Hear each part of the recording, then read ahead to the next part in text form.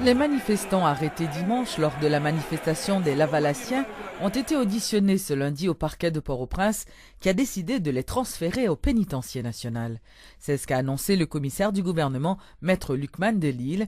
Les personnes appréhendées sont accusées d'avoir commis des actes de vandalisme lors d'une manifestation organisée par le parti Famille Lavalas à l'occasion de la célébration du 22e anniversaire de l'élection de Jean-Bertrand Aristide. En réaction, l'un des organisateurs de la manifestation, le député Arnel Bélisère, a dénoncé l'illégalité de ces arrestations, arguant que les casseurs appartenaient à un groupe supportant le pouvoir. Il a volontairement passé une nuit au commissariat de Port-au-Prince afin de témoigner de sa solidarité avec les manifestants incarcérés. Après une nuit en garde à vue, les 21 suspects ont été entendus par devant le parquet ce lundi. Et là, les sympathisants des personnes interpellées ont pris rendez-vous pour prendre connaissance du verdict. Et sans faire durer le suspense, le commissaire du gouvernement, Maître Lucman de Lille, annonce que ce dossier va être transféré au cabinet d'instruction. Le motif est puisque il y a plusieurs citoyens qui portent plainte et pour des gens qui tapent fait manifestation avec violence. Et à ce moment-là, nous-mêmes, nous n'avons pas qu'à nous là pour nous bailler justice à qui la justice est due. Une annonce qui n'a pas plu aux sympathisants Lavalas, encore moins au député Arnel Bélisère. Le parlementaire persiste et signe, pas question d'abandonner ses pairs, il continuera à les soutenir jusqu'à ce qu'ils soient libérés. Si c'est la justice qui a fait, moi, c'était mon oculaire. C'est que si il y a une question pour poser, moi, je suis prêt. Je vais poser n'importe quelle question et n'importe instance. Moi, je suis prêt pour lui, parce que jeudi, on nous dit que ça n'est assez, il n'est pas bon. Moment, pas demander ça, et n'a demandé aux autorités concernées. S'il vous plaît, abus ça, vous avez intention de faire, pas faire. Parce que c'est une équipe inoffensif. Mounio, pas n'encraser. Le militant Lavalas René Civil abonde dans le même sens que le député de Delma-Tabar. Il annonce la poursuite du mouvement de protestation si ses confrères ne sont pas libérés. Nous lançons un appel vibrant par le commissaire gouvernement, qui moi je parle avec lui, il dit pas plaquer pour nous la dans le cabinet d'instruction, pour qui ça le pas connaît, le président Matéli, nous voyons le ministre de justice là, et nous voyons le chef de la police là pour suspendre faire arrestation illégale ça yo.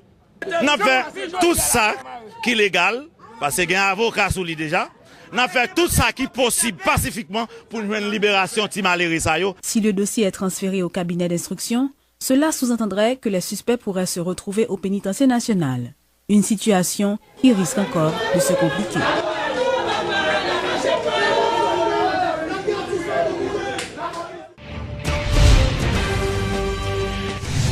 L'attitude du député de Delma-Tabar a été diversement interprétée au niveau du Parlement.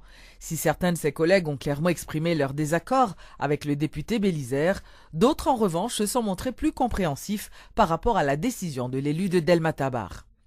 Le ministre chargé des relations avec le Parlement, Ralph Théano, a déploré le comportement du député.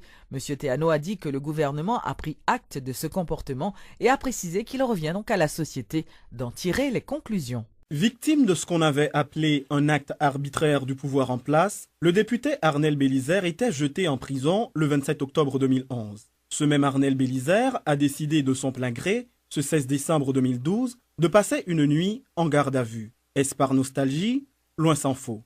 Le parlementaire se portait solidaire des manifestants lavalassiens qui, selon la police, sont des casseurs, des fauteurs de troubles. L'acte d'Arnel Bélisère est diversement interprété au Parlement.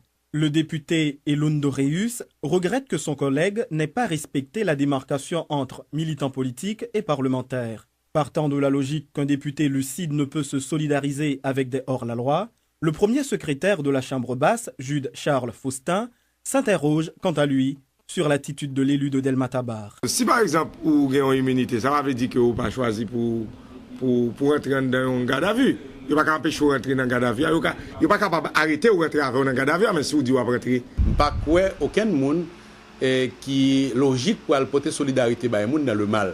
Si effectivement il y a des actes, répréhensibles, ok, ou bien des actes de violence, ok, que moun qui doit manifester, mais te commettre dans l'exercice de ça, ok, et qui contraire à la loi, eh bien, si la justice était venue pour que yo capable de mettre l'ordre, eh bien, là encore, faut collègue là lui-même, lui gagne une attitude responsable. L'arrestation des 21 individus dont M. Bélisère se réclame solidaire a eu lieu lors de la commémoration d'une date historique d'importance, rappelle pour sa part le sénateur Andris Richet. L'élu de la Grand'Anse est toutefois en désaccord avec l'action posée par le député Arnel Bélizer. Moi, je lui aurais conseillé de quitter là où il est et maintenant de retourner à sa vie normale pour qu'il soit capable de mener combat, pour que normalement on obtienne la libération de ces gens. La position d'Arnel Bélizer fait également écho au sein du gouvernement, rapporte Ralph Théano.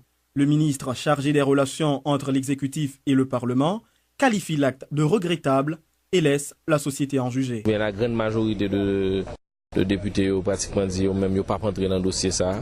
Donc je pense que peut-être c'est quelque chose qui a été fait à titre personnel. Donc ça n'a pas engagé la Chambre des députés en quelque sorte, parce qu'il n'y a pas eu d'arrestation. Mais nous pensons que c'est regrettable.